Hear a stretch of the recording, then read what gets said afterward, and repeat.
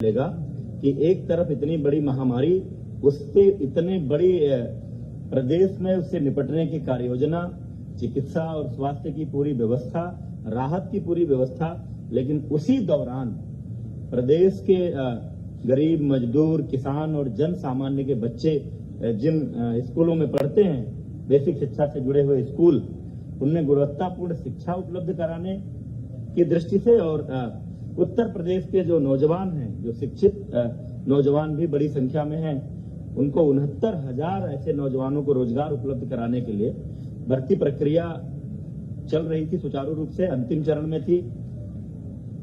Counselling चल रही थी, 3 से 6 जून तक की काउंसलिंग के बाद नियुक्ति पत्र दिए जाने थे, लेकिन माननीय न्यायालय की लखनऊ खंडपीठ के एक आदेश के कारण वो प्रक्रिया तत्काल प्रभाव से स्थगित हुई। हम डबल बेंच में अपील में गए हैं, जैसा सुनवाई पूरी हो चुकी है, फैसला रिजर्व है, जैसा माननीय न्यायालय का आदेश होगा तदनुरूप कार्रवाई करेंगे। लेकिन इस बीच अनावश्यक राजनीति करते हुए प्रदेश के नौजवानों के संवरते हुए भविष्य से खिलवाड़ करते हुए इस पूरी भर्ती प्रक्रिया को बाधित करने की मंशा से भर्ती ना होने पाए, क्योंकि अपने आप में ऐतिहासिक घटना है। ऐसी परिस्थिति में भर्ती करना, ऐसा करने से योगी सरकार की संपूर्ण देश में एक अलग तरह की छवि बनने वाली है, बन रही है। उसको बाधित करने के लिए राजनीतिक मंशा से कई सारी बातें कही गई हैं, कई सारे आरोप लगाए गए हैं, कई प्रश्न आए हैं पब्लिक डोमेन में, मीडिया के माध्यम से भी, अन्य माध्यमों से भी। इसलिए हमने ये उचित समझा कि ऐसे प्रश्नों का उत्तर आप सभी के सामने सामूहिक रूप से आना चाहिए। उन्हीं बिंदुओं को लेकर आपके बीच है। एक तुरंत का ज्वलंत मामला इस सहायक शिक्षक भर्ती परीक्षा में प्रयागराज का एक विद्यालय जो उस भर्ती परीक्षा में केंद्र था, उस केंद्र उसके जो प्रबंधक और उससे जुड़े हुए एक गिरोह जो धोखाधड़ी के काम में लिप्त रहता है, उसको लेकर एक मामला आया था। मामला यह है कि राहुल नाम के शिकायतकर्ता ने मई 2020 में यह शिकायत दर्ज कराई कि फरवरी 20 में किसी ने उसको भर्ती करवाने के लिए। अब यहाँ यह बात उल्लेखनीय है कि परीक्षा हो चुकी थी 6 जनवरी 2019 को, परिणाम तैयार हो चुके थे, परिणाम घोषित भी हो चुका होता शायद इसके पहले, लेकिन माननीय न्यायालय द्वारा कट ऑफ के मामले पर स्थगन आदेश देने के कारण केवल परिणाम की घोषणा नहीं हुई थी। इस बीच इतने दिनों बाद जनवरी 19 के बाद मई 2020 में शिकायतकर्ता राहुल की शिकायत आई कि फरवरी 2020 में किसी ने उनको इस भर्ती करवाने के लिए इस भर्ती में पैसे लिए। तब तक परीक्षा संपन्न हो चुकी थी, परिणाम तैयार हो चुका था। मामला माननीय उच्च न्यायालय में लंबित होने के कारण केवल परिणाम की घोषणा नहीं हुई थी। इसलिए फरवरी 20 से मई 20 में किसी लेन देन के कारण परीक्षा के परिणाम पर प्रभाव नहीं पड़ने वाला था। परंतु फिर भी शिकायतकर्ता की शिकायत को गंभीरता से लेते हुए तत्काल प्रयागराज पुलिस ने कार्यवाही की और शिकायतकर्ता द्वारा दी गई सूचना के आधार पर डॉक्टर KL पटेल, जो किसी प्राथमिक स्वास्थ्य केंद्र में चिकित्सक हैं, संतोष कुमार बिंद, जिसके लेखपाल होने की जानकारी आ रही है, तथा इनसे जुड़े हुए अन्य 11 लोगों को, कुछ को 6 जून को, कुछ को 8 जून को, कुल मिलाकर के 11 लोगों को गिरफ्तार किया गया। इनसे पूछताछ के आधार पर यह जानकारी मिली कि उक्त गिरोह चंद्रमा यादव, प्रबंधक पंचम लाल आश्रम उच्चतर माध्यमिक विद्यालय प्रयागराज से 60 गांठ कर उक्त विद्यालय में परीक्षा देने वाले परीक्षार्थियों की गैर कानूनी ढंग से मदद करता है और उसके बदले धन वसूली करता है। उक्त जानकारी के आधार पर शासन ने उक्त मामले की गहन जांच और दोषियों के खिलाफ कड़ी कार्रवाई, और चूंकि किसी एक भर्ती केंद्र, परीक्षा केंद्र पर कई जिलों के अभ्यर्थी हो सकते हैं, इसलिए यह पूरा मामला STF को सौंप दिया गया है। पूरी इस जांच के लिए कि क्या इस भर्ती परीक्षा केंद्र पर, इस सेंटर पर किसी तरह की कोई गड़बड़ी हुई है या उस गड़बड़ी का लाभ उठाकर कहीं किसी अभ्यर्थी को उसका लाभ तो नहीं मिला, उसके कारण परिणाम तो नहीं प्रभावित हुआ है, कोई मेरिट में तो नहीं आया। यदि जांच में यह प्रमाणित होता है कि कुछ अभ्यर्थियों ने गलत तरीके से अंक प्राप्त कर भर्ती परीक्षा उत्तीर्ण की है, तो उनको डिबार करेंगे। और अब तक की जांच पड़ताल के आधार पर उक्त परीक्षा केंद्र को भविष्य में होने वाली किसी भी भर्ती परीक्षा के लिए डिवार करके उसके प्रबंधक और अन्य संबंधित जो स्टाफ इसमें शामिल पाया जाएगा उसके खिलाफ कार्रवाई की जाएगी। इसी भर्ती परीक्षा में कतिपय लोगों द्वारा किसी सामान्य वर्ग की अभ्यर्थी जिसका सरनेम तिवारी है उनके ओबीसी कैटेगरी में चयन का भी आरोप लगाया गया है। इस संबंध में आप सब जानते हैं ये पूरी प्रक्रिया आवेदन की ऑनलाइन है। अभ्यर्थी ऑनलाइन जाकर के जो प्रविष्टियां भरता है उन्हीं प्रविष्टियों के आधार पर हम सारी लिस्ट तैयार करते हैं, कौन किस कैटेगरी में है, किसके क्या अंक हैं, और फाइनली जो भर्ती परीक्षा में अंक आए हैं उसको जोड़कर और उनके जिलों की वरीयता लेकर हमने मेरिट लिस्ट तैयार की है। अभी किसी का डॉक्यूमेंट वेरिफिकेशन नहीं किया गया था। काउंसलिंग होती ही इसीलिए है। जो 3 जून से 6 जून तक काउंसलिंग होनी थी, काउंसलिंग एग्जैक्टली डॉक्यूमेंट वेरिफिकेशन ही है।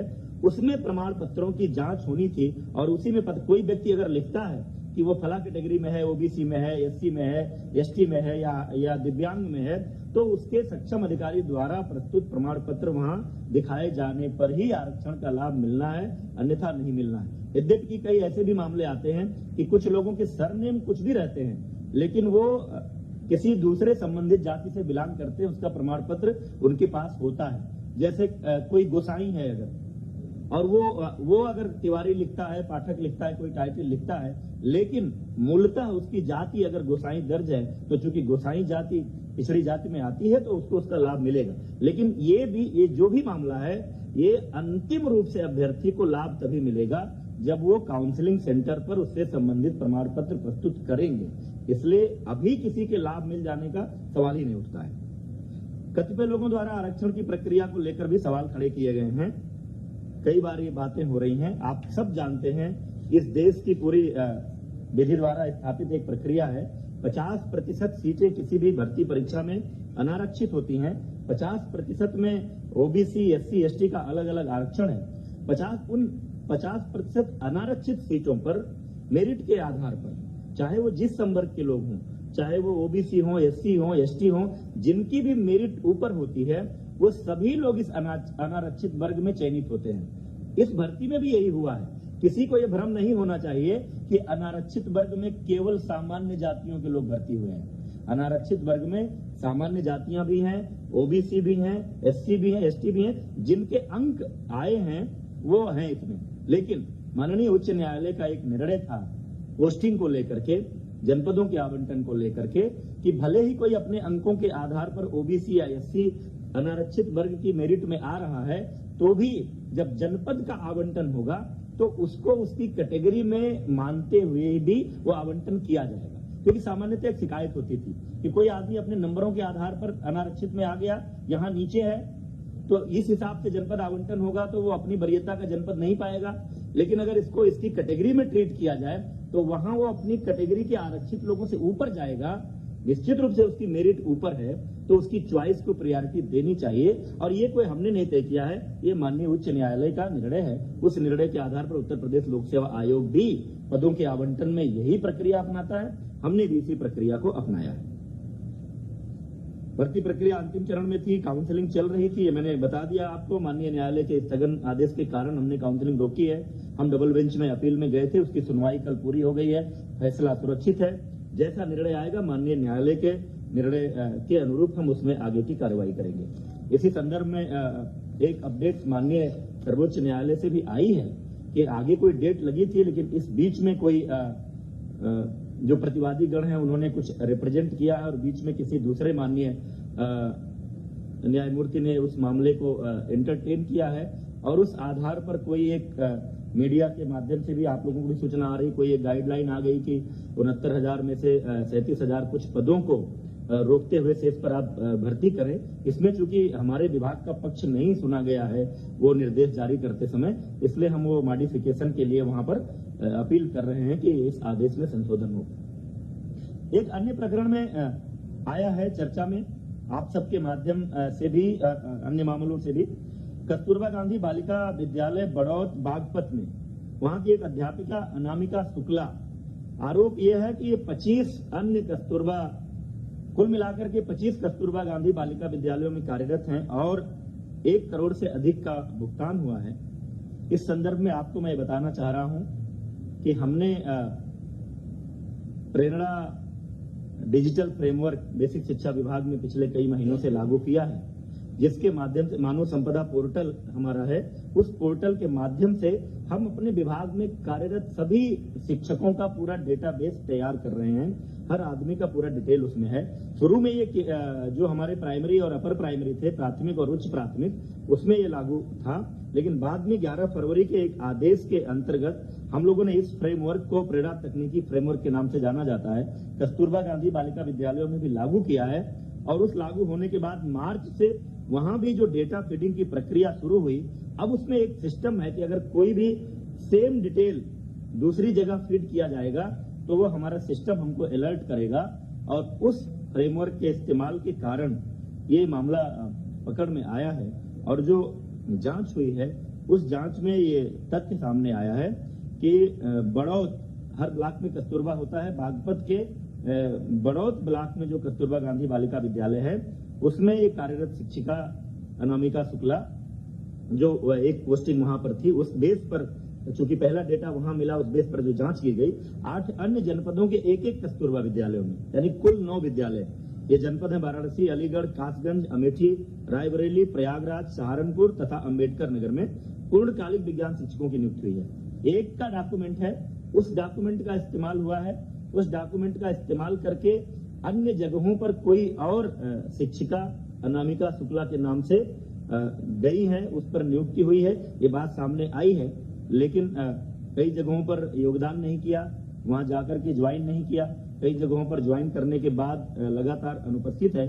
तो कुल मिलाकर 6 विद्यालयों के माध्यम से अनामिका शुक्ला के डॉक्यूमेंट पर नियुक्त हुई शिक्षिकाओं को 12,24,700 रुपए का भुगतान हुआ है।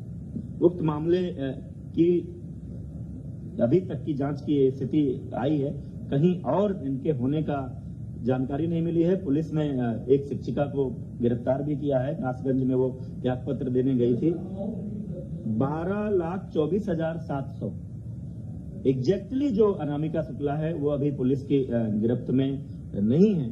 लेकिन साथ ही हम लोगों ने पूरे प्रदेश के 746 कस्तूरबा गांधी बालिका विद्यालयों में लगभग 5,000 शिक्षक और शिक्षिकाओं के डॉक्यूमेंट के वेरिफिकेशन, उनके अभिलेखों की जांच, उनका आधार कार्ड और उनके पहचान पत्र, इन सब की जांच का आदेश दे दिया है, ताकि कहीं और कोई ऐसा मामला हो तो वो भी पकड़ में आ जाए और भविष्य में इस तरह का ना हो। क्योंकि ये नियुक्तियां जिला स्तर पर होती हैं, डाइट प्रिंसिपल की अध्यक्षता में एक कमेटी होती है, उसमें बीएसए होते हैं, एक मनोवैज्ञानिक विशेषज्ञ होते हैं, एक डीएम के नॉमिनी होते हैं। संविदा पर ये नियुक्ति होती है 1 वर्ष के लिए। हर जिले में जिला स्तर से कोई केंद्रीय नियुक्ति की इसमें व्यवस्था नहीं है, लेकिन आगे से ये फुल प्रूफ व्यवस्था ये इसको करने जा रहे हैं ताकि इस तरह की कोई बात ना होने पाए। अंत में एक बात मैं जरूर कहना चाहता हूं, उत्तर प्रदेश की योगी सरकार भ्रष्टाचार के प्रति 0 टॉलरेंस की नीति पर काम कर रही है। हमारे सामने, हमारी सरकार में कभी भी, जब भी योगी सरकार के सामने किसी भी क्षेत्र में, किसी भी मुद्दे पर कोई भ्रष्टाचार की शिकायत आई तो सरकार ने ऐसे किसी विषय को दबाने छिपाने की कोशिश नहीं की। तुरंत ही सक्षम अधिकारियों को ऐसे मामलों की जांच सौंपी जाती है और उस जांच के परिणाम के आधार पर दोषी व्यक्तियों के खिलाफ कार्रवाई की जाती है। पिछले सरकारों के समय में जो हमारे उच्च प्राथमिक जो विद्यालयों में नियुक्तियां हुई थी, योगी सरकार के आते ही माननीय मुख्यमंत्री जी के संज्ञान में ये विषय आया कि कुछ संख्या में फर्जी शिक्षकों की नियुक्तियां हुई हैं।